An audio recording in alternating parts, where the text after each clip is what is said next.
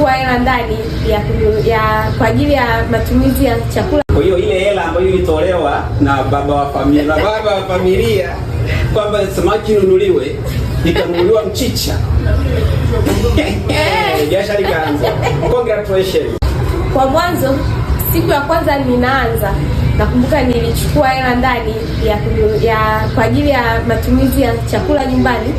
Nikachukua nikaenda sokoni Mawenzi, nikanunua pilipili manga pamoja na iliki.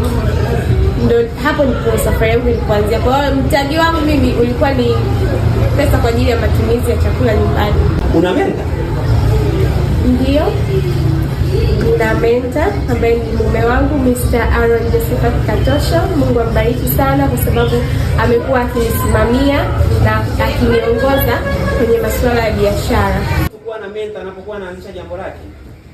Hakika ndio, kwa sababu kuna baadhi ya vitu inabidi mtu akuelekeze kwamba kwenye biashara hatufanyi hivi, tunafanya hivi.